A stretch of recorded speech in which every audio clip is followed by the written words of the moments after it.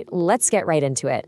If you're a product manager and you've been in the game for a while, you're gonna hit this point. It's a fork in the road. And this choice, it's not just about your next title, it's about what the rest of your career looks like and the kind of impact you really, truly want to have.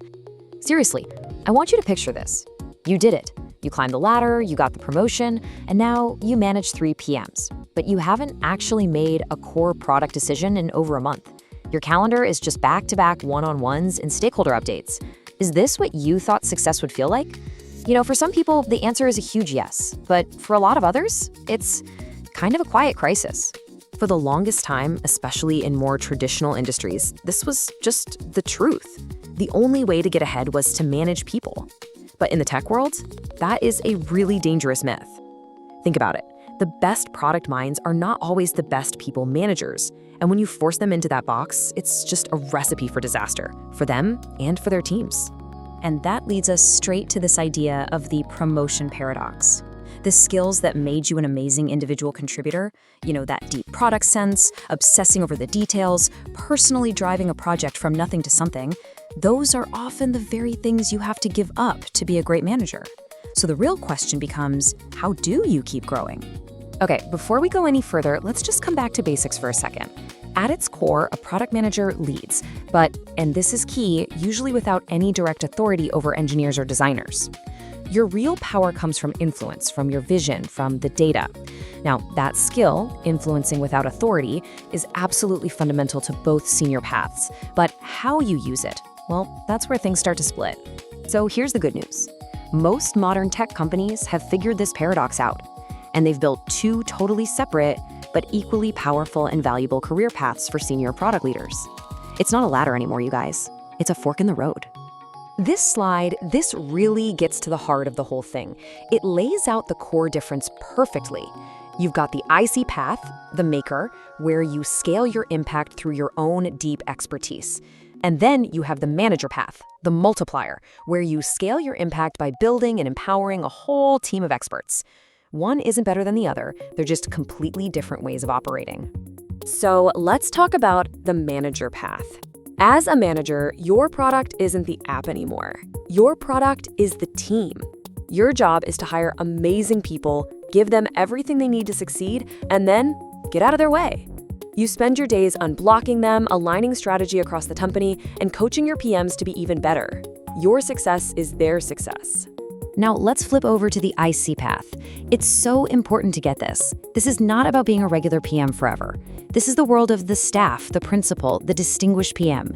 You become the go-to expert for the absolute hardest, messiest, most ambiguous problems the company has. You're the one they call when they need to figure out a brand new 0 to 1 product or tackle a crazy technical challenge. Your influence comes from knowing your stuff inside and out. Okay, so we've looked at what you do in each role, but that's only half the story, right? The real question is, which one is right for you? And this isn't just about what you're good at. It's about what gives you energy. What kind of work actually makes you excited to get out of bed in the morning? I absolutely love this quote because it just nails what being a PM is all about. Every PM is a conductor, bringing together all these different groups, engineering, design, business, to make something beautiful. But here's the difference. As a senior IC, you're like the first chair violinist who also helps guide the whole string section.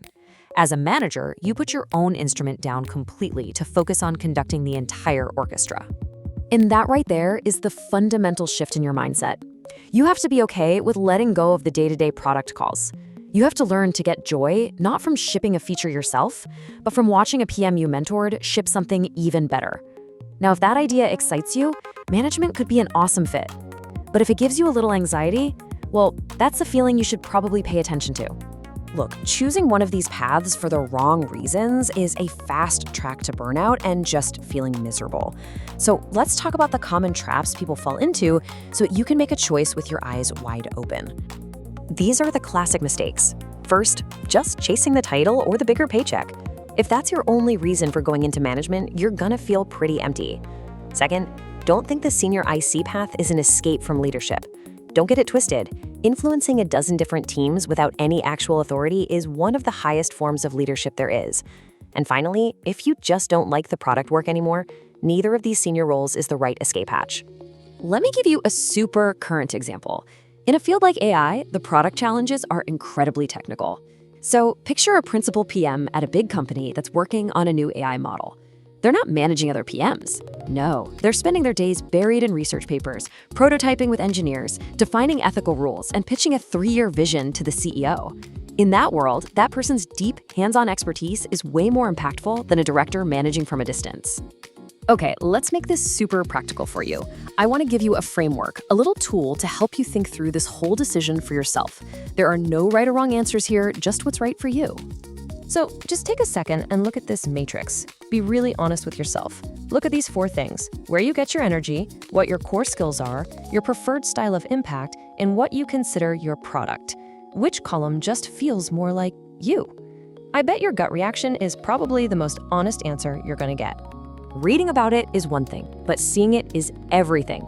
So here's your action plan. It's super simple. Find a senior IC and a manager at your company. Ask them if you can just shadow them for a day. Look at their calendars, sit in on a few meetings. Seeing how they actually spend their time will tell you more than any article or video ever could. Trust me. So let's bring it all home. This whole conversation isn't about which path is better or more prestigious. Both are paths to real leadership, real impact, and real success. At the end of the day, the only question that really matters is this: where can I use my unique talents to do my absolute best, most fulfilling work? Answering that question honestly, that is the key to your entire future. Thanks for watching. Subscribe and like.